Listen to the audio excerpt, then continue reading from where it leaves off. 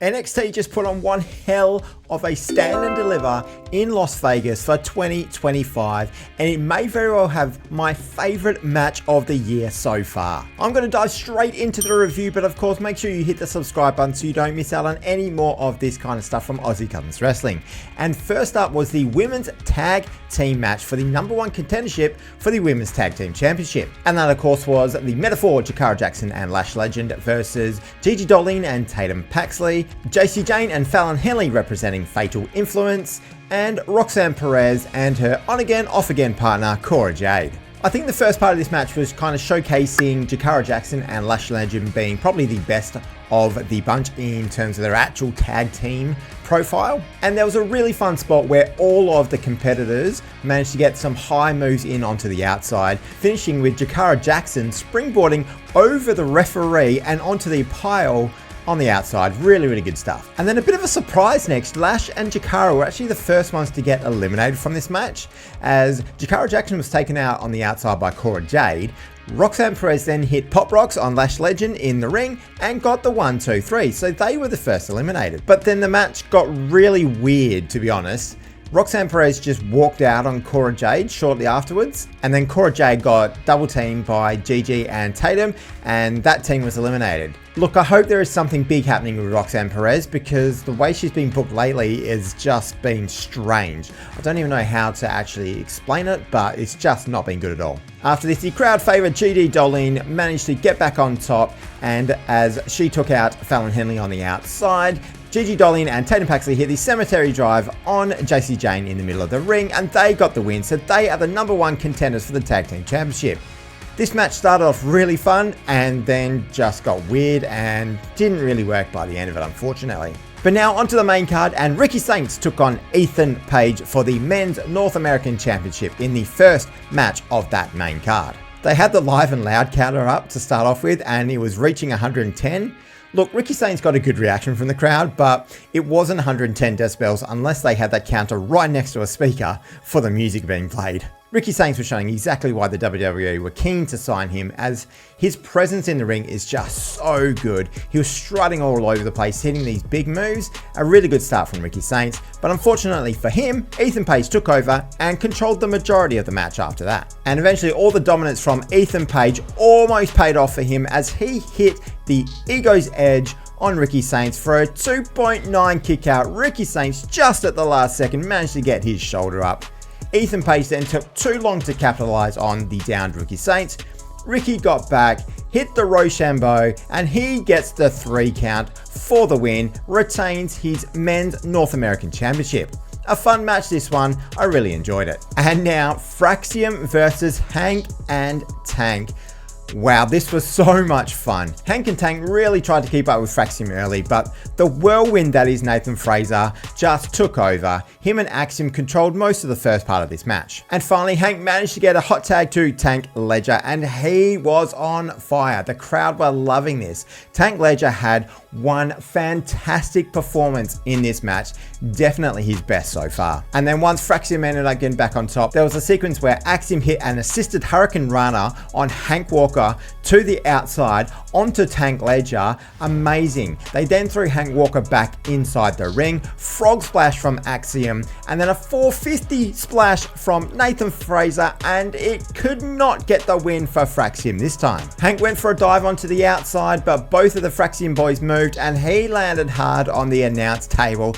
It looked like it sucked to take for Hank Walker. And noticing they were 2-on-1, they eventually got back on top of Tank Ledger, and they hit their new high-low finisher, and Tank Ledger managed to kick out to a massive reaction from the crowd. And then again, Fraxiom went for another one of their finishing moves, the Spanish fly off the top from Axiom, the Phoenix splash from Nathan Frazer. Tank Ledger was out. Hank Walker finally stirs, gets back in the ring just in time, breaks up the pin. The crowd goes wild. Babies are thrown up in the air. People are hugging and cheering in the aisles.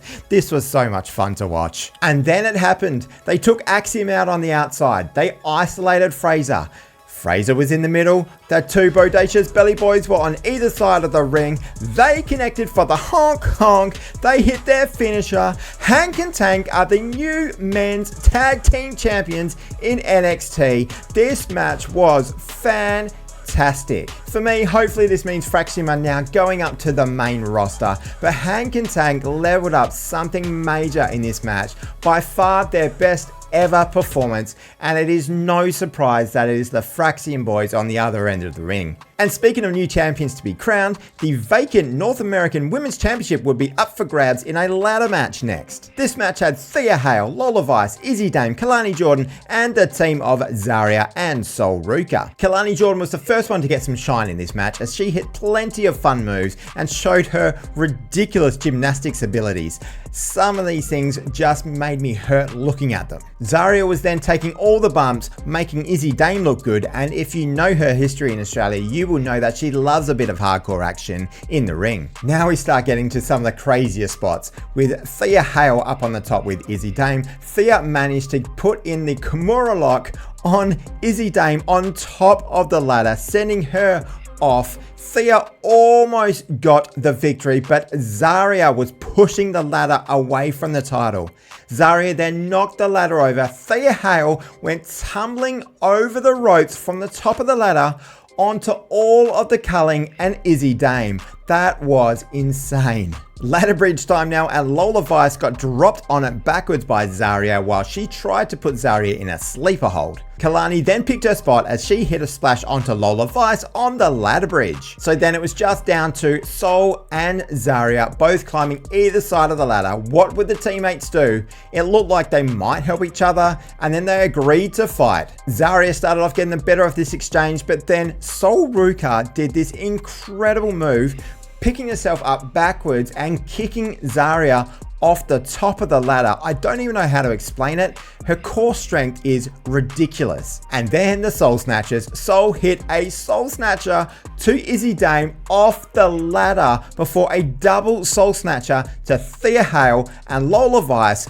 She ran up the ladder, and Ruca is now a double champion in the WWE, as she has now won the Women's North American Championship after winning the WWE Speed Championship this week. This is very well deserved for Ruca. She has been fantastic this year, and I can't wait to see her on the main roster one day. Doing something like this in a Money in the Bank ladder match is going to make her remembered forever. And if you want to remember us forever, please make sure you click on that subscribe button and like the video so this gets sent out to more people and helping us out on our journey. The D'Angelo Family versus DarkState was up next, and they fought straight away before the bell even rung. Stacks and Luca Crucifino even hit a shatter machine on Cutler James, so he ended up being the one of the four who is not going to be in the match, but he'll factor into this later on. Luca Crucifino and Stacks look really good in this match. These two guys have a lot of potential. But the story of this match was Luca and Stacks getting the tags to each other,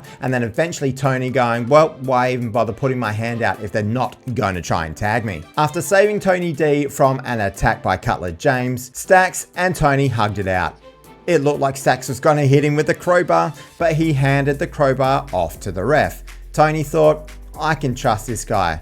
As he turned his back to go get one of the DarkState boys, Stacks gave him the low blow.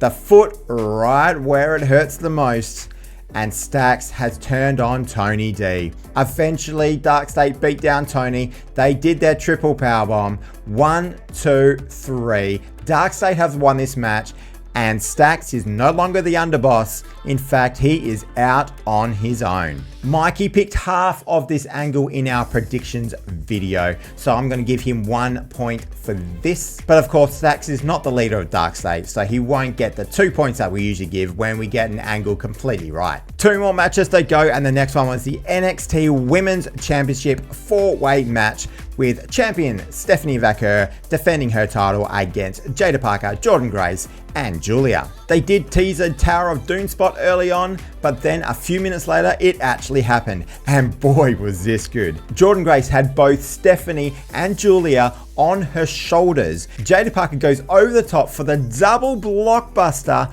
Amazing stuff. Jordynne Grace was the only one left standing after this. She went for pins on everybody, but couldn't quite get the victory. Jordynne Grace then hit her power moves on everybody, including giving a German suplex to Jaida Parker while she was giving a standing suplex to Giulia. I don't know whether I've seen something like that before. That was fantastic.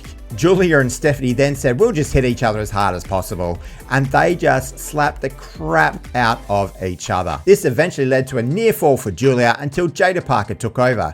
She triple stacked the women in the corner and hit her hip drop from the top of the rope onto all three before doing the silencer Sally towards the other corner. Lovely stuff from Jaida Parker. But then we go back into everyone hitting their big moves, with Giulia hitting the arrivederci knee on Stephanie Vaquer. Jordynne Grace hit beast mode on Giulia before Jaida Parker hit both Jordynne Grace and Giulia with her hypnotic attack.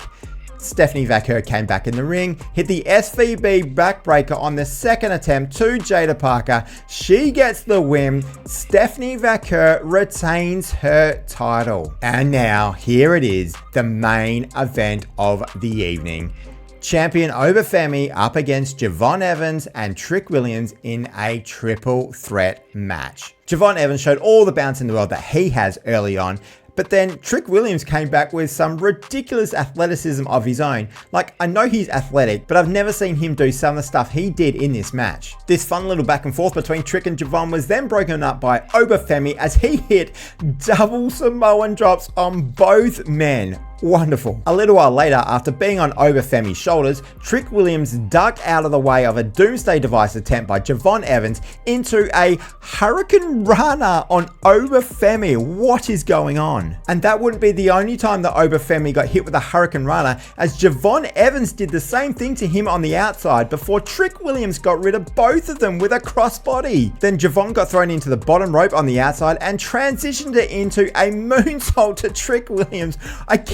What is going on in this match? Let's get to the next insane spot. Oba Femi had Trick Williams in the electric chair position, so he grabbed onto Jordynne Evans' hair, pulled him into a suplex. Oba Femi gives the electric chair drop to Trick Williams, who gives the suplex to Jordynne Evans off the top rope. This is unbelievable. Then with Trick Williams looking like he's going to be on top, he gave Oba Femi a German suplex, but he powered out of it and gave double spine busters to Jordynne Evans and Trick Williams. And then Jordynne Evans managed to muster up all the strength he had and gave a scoop slam to Oba Femi. He went for the frog splash. He thought he got it, but nope. Oba Femi goozled him, picked him up, went to go for the chokeslam, but it was reversed into a cutter by Jordynne Evans. Oba Femi kicked out, and as Jordynne Evans went for his next move, Oba Femi caught him again, went for a reverse suplex, but this was transitioned into a sliced bread for Jordynne Evans for another close near fall. But he wasn't done there. As they both got to their feet, Jordynne Evans managed to hit the springboard cutter, and again, another close near fall. At this point in time, Trick Williams got really mad. He pulled the referee out of the ring and took him out of the match. There were so many moves in this match. I'm really starting to lose track of everything that happened. But while the referee was down, Jordynne went right through the barricade. Trick Williams then picked Oba Femi up and slammed him through the announce table, which exploded everywhere to a massive pop from the crowd. Trick Williams got Jordynne Evans back in the ring, and he hit the trick shot finisher. As the referee was starting to come to, he was stopped by Oba Femi making the count, so the referee kicks Oba Femi away, goes for the count, and it was broken up at the last second by Oba Femi just as Jordynne was kicking out as well. Unbelievable sequence. Then we thought maybe Jordynne was finally going to get the win as he hit double springboard cutters on both Trick Williams and Oba Femi. Sky Twister press from Jordynne to Oba, but Trick came back and hit him with the trick shot. Oba Femi then came back and he hit the fall from grace on Trick Williams onto Jordynne Evans before another fall from grace to Jordynne Evans. 1, 2, 3. Oba Femi is still the NXT Men's Championship. 5 stars, no notes, 7.25 stars in the Tokyo Dome. This was incredible. If you've seen this channel before, you know that we have a wrestling predictions league, and Mikey Spence was up 23-21 going into NXT Stand and Deliver. In an unpredictable event filled of multi-person matches, I only got 3 right for this one, while Mikey got 24. That takes his total up to 27 for the year, while mine is down at 24. Let's hope I can get back to him during WrestleMania. Let me know in the comments down below what you thought of NXT Stand and Deliver 2025. I thought it was so much fun. Couple of lower matches, but some really entertaining stuff. And of course, if you love wrestling just like us, please make sure you hit that likes button and subscribe to Aussie Cousins Wrestling. And the most important thing from me is I hope that you all have a wonderful day.